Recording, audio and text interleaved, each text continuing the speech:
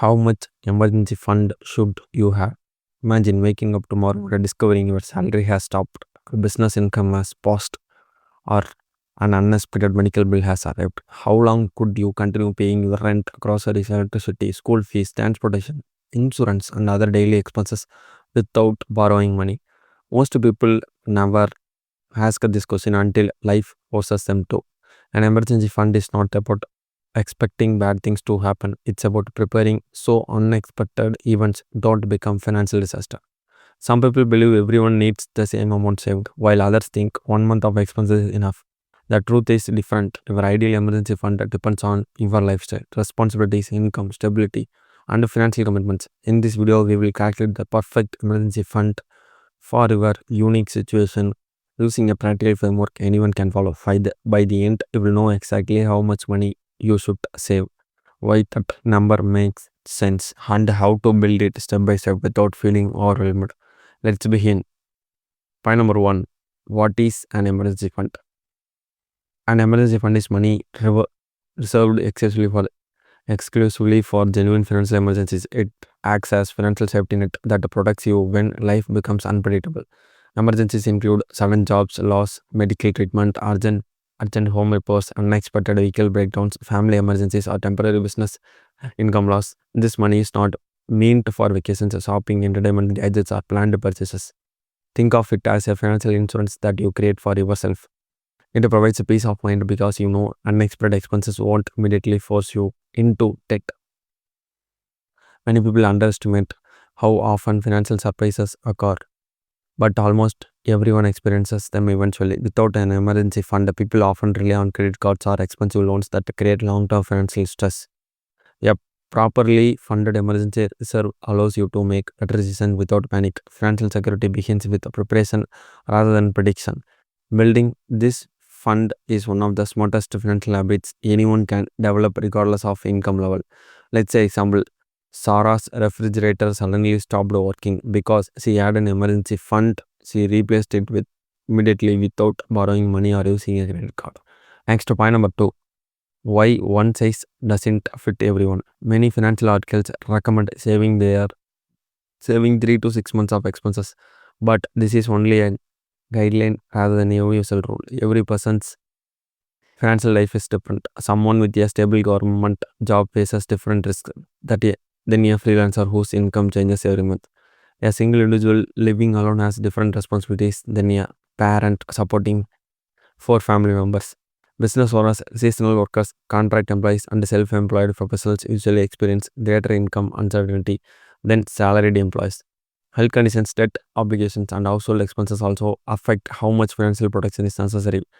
Even two people earning identical salaries may require completely different emergency fund sizes because their lifestyle and responsibilities differ. Instead of copying someone else's savings goal, evaluate your personal situation carefully. Your emergency fund should match your financial reality rather than social media advice or generic recommendations. Personal finance becomes effective only when it is truly personal. Let's say example for this point. Alex earns a stable monthly salary and needs 4 months of expenses, while David is a freelancer and chooses to save 9 months because his income fluctuates significantly. Next, point number three. Step 1. Calculate your essential monthly expenses. Before deciding how much to save, you must know how much money you absolutely need each month. Focus only on essential expenses rather than optional lifestyle spending. Include housing cost, groceries, electricity, water, transportation, insurance, healthcare, loan repayments, child care, internet needed for work, and basic household necessities. Exclude luxury shopping, dining out, entertainment, subscriptions, vacations, expensive hobbies, and impulse purchases. The purpose is to determine the minimum amount required to maintain your basic standard of living during difficult times. Many people are surprised after completing this exercise because they discover their actual essential expenses are much lower than their total monthly spending. This calculation becomes the foundation of your emergency fund target. Review your bank statements and expense records from the past 3 months to obtain an accurate average. Precision matters because every future calculation depends on this number. Let's say example, Emma spends $4,000 monthly in total, but only $2,600 covers essential living cost. Her emergency fund calculation should use $2,600 instead of the full amount. Next point number 4. Choose the right number of months. After calculating monthly essentials, decide how many months of expenses you should save. Someone with a secure job, multiple income sources, and low financial risk may be comfortable with 3 months. Individuals supporting a family working in unstable industries or running businesses often benefit from 6 to 12 months of expenses. The more uncertain your income, the larger your financial cushion should become. Consider how long it would realistically take to replace your income if you lost it today. Think about your industry, local job market, professional skills, and financial obligations. A larger emergency fund provides greater flexibility during difficult periods. However, keeping excessively large amounts in cash may reduce long term investment opportunities. The goal is finding the balance between safety and efficiency. This decision should reflect your personal risk level rather than fear. Let's say example. Maria works as a teacher with excellent job security and saves 4 months of expenses. James owns a small business and saves 10 months because business revenue varies. Next, point number 5. Calculate your target emergency fund. Now combine your monthly essential expenses with your chosen number of months. The formula is simple. Monthly essential expenses into number of months is equal to emergency fund goal. This number becomes your savings destination. It is specific, measurable, and based entirely on your financial reality. Having a clear target makes saving more motivating because you know exactly what you are working toward. Avoid guessing or selecting random saving amounts. Financial goals become easier when they are measurable. Write your target somewhere visible and monitor progress every month. Even if the number initially seems large, remember that it represents long-term security rather than immediate savings. Building financial resilience happens gradually through consistent contributions. Monthly essentials equal $3,000. Desired protection equals 6 months. Emergency fund goal equals $18,000. Next, point number 6. Where should you keep your emergency fund? An emergency fund should remain safe, accessible, and separate from your everyday spending account. This money is not designed to generate maximum investment returns. Instead of its primary purpose is availability when emergency occur. Choose accounts that allow quick withdrawals without significant penalties or market risk. Avoid placing emergency savings into highly volatile investments where values can decline exactly when you need the money most. Liquidity matters more than high returns because emergencies rarely provides advance notice. Keeping the money separate also reduces unnecessary spending temptations. Your emergency fund should be easy to access but difficult to spend impulsively. Think of it as a financial protection rather than an investment portfolio. Example. Kevin keeps his emergency fund in a separate high interest savings account instead of investing it entirely in stocks, ensuring immediate access during emergencies. Next, point number 7.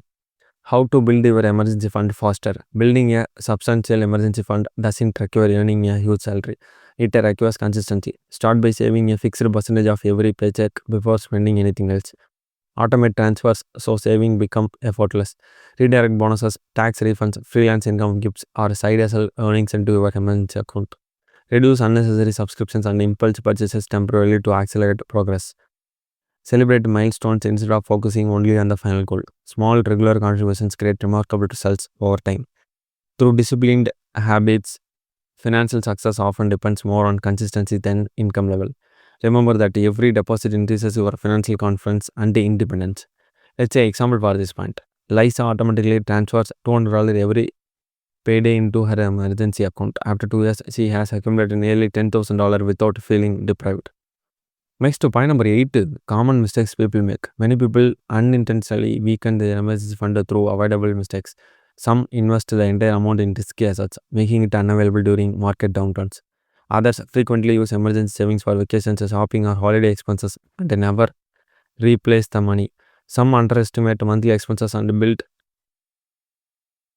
funds that are too small. Others overestimate their income stability and save less than necessary. Another common mistake is ignoring inflation, never adjusting target over time.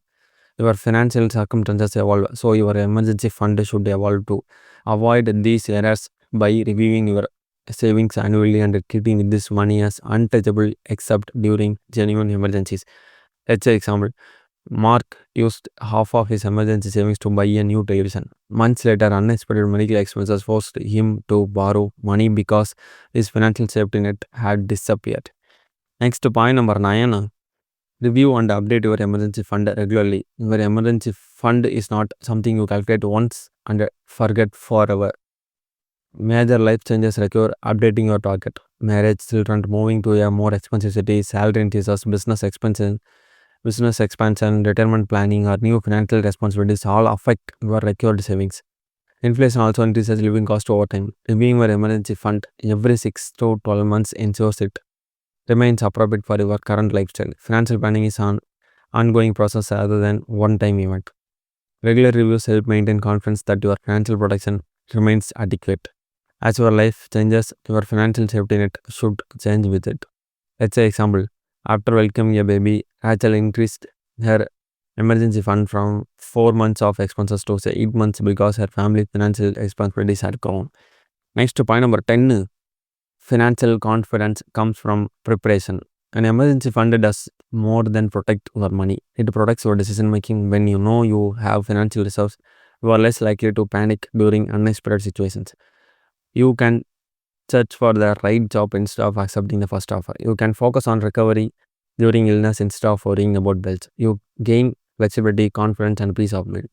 The goal is not to predict life's challenges, but to prepare for them responsibly. Financial resilience is not built overnight. It's built one deposit at a time. Start with whatever amount you can save today. Remain consistent and gradually build your financial safety net. The best emergency fund is the one you actually create. Let's say example, when Oliver lost her job unexpectedly, her emergency fund covered 6 months of expenses, allowing her to find a better career opportunity instead of accepting low paying work immediately. Finally, now you know that the right emergency fund is not determined by someone else's advice. It's determined by your own expenses, responsibilities, and income stability. Calculate your essential monthly expenses, choose the number of months that matches your financial risk, and build your savings consistently. Every contribution moves you closer to greater financial freedom and peace of mind. If this video helped you understand how to calculate the perfect emergency fund, share it with someone who wants stronger financial security. Subscribe for more practical financial lessons, and remember, financial confidence is not built by earning more alone. It is built by preparing wisely for life. Trust your finances. Thank you.